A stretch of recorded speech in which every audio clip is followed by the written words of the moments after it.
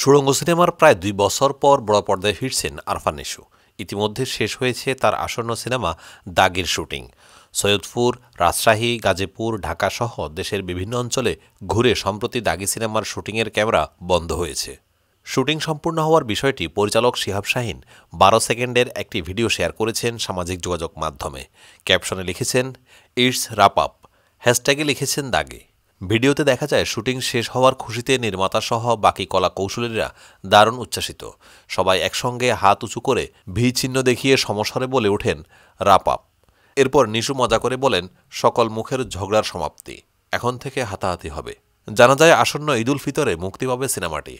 দাগি cinema নিয়ে SBF alpha I entertainment লিমিটেডের managing director ও প্রযোজক শাহরিয়ার শাকিল বলেন, শিহাব শাহীন দাগি সিনেমায় একটি চমৎকার গল্প নিয়ে হাজির হয়েছে এবং এই গল্পের কেন্দ্রীয় চরিত্রে রয়েছে আরফান নিশু। একটি ভালো গল্প নির্ভর চলচ্চিত্র হিসাবে দাগির নির্মাণে পরিচালকের চাহিদা অনুযায়ী আমরা সর্বোচ্চ সরবরাহের চেষ্টা করেছি। আমি মনে করি দাগি পরিচালক শিহাব শাহীনের সেরা নির্মাণ হতে যাচ্ছে।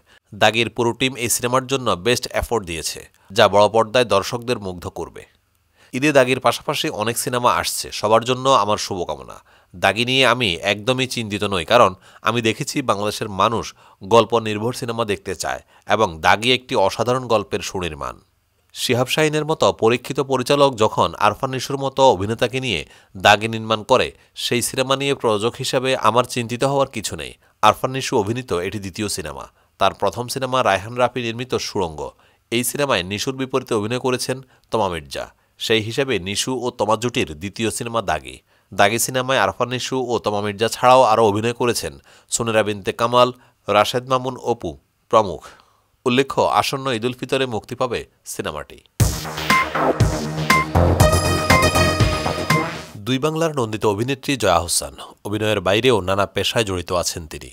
কাজ করেন বিভিন্ন পণ্যের প্রচারণায়। সেই ধারাবাহিকতায় এবার দেশের সুপ্রতিষ্ঠিত জুয়েলারি ব্র্যান্ড আমিন জুয়েলার্সের নতুন ব্র্যান্ড অ্যাম্বাসেডর হিসেবে চুক্তিবদ্ধ হয়েছেন এই তারকা। এর আগেও বিভিন্ন পণ্য ও সামাজিক প্রতিষ্ঠানের ব্র্যান্ড অ্যাম্বাসেডর হিসাবে কাজ করেছেন এই অভিনেত্রী।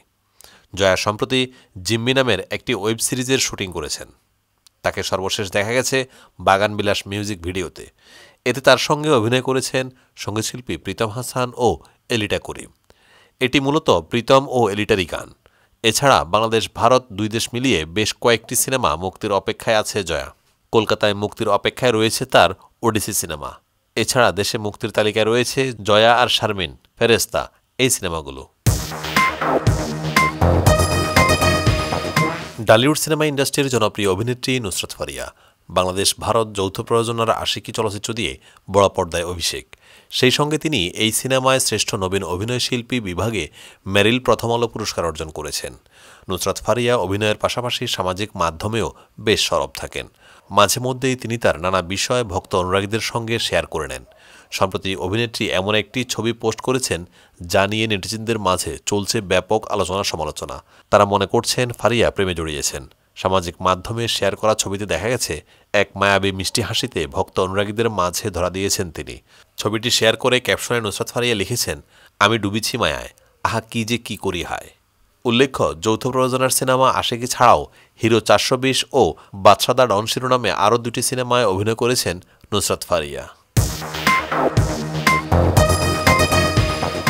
জনপ্রিয় সঙ্গীতশিল্পী আসিফ আকবর গান প্রকাশে এখনও নিয়মিত তিনি। বিশেষ দিবস ও উৎসবেও প্রকাশ করছেন নতুন গান। এবার আসন্ন ঈদকে সামনে রেখে এরই মধ্যে নতুন গান প্রকাশের কাজ শুরু করেছেন তিনি। রোজার ঈদে প্রকাশ পাবে ফিরে পাবো কি আবার শিরোনামের নতুন একটি গান। এর কথা লিখেছেন ফারুক আনোয়ার। সুর ও সঙ্গীত আয়োজন করেছেন সঙ্গীত পরিচালক সম্রাট আহমেদ। এটি ঈদে একটি ইউটিউব চ্যানেলে মুক্তি পাবে। এই প্রসঙ্গে আসিফ আকবর বলেন, "গানটির কথা খুবই ভালো। সম্রাট এই প্রজন্মের খুব মেধাবী একজন সঙ্গীত পরিচালক হিসেবে গানটিতে চমৎকার সুর ও সঙ্গীত আয়োজন করেছে। আশা করি এটি শ্রোতাদের কাছে বেশ গ্রহণযোগ্যতা পাবে"। তিনি আরও বলেন, "স্টেজ শো এর পাশাপাশি গান রেকর্ডিং করছি। ঈদে আরও কয়েকটি গান আসতে পারে, সেইগুলি নিয়েও কাজ করছি"।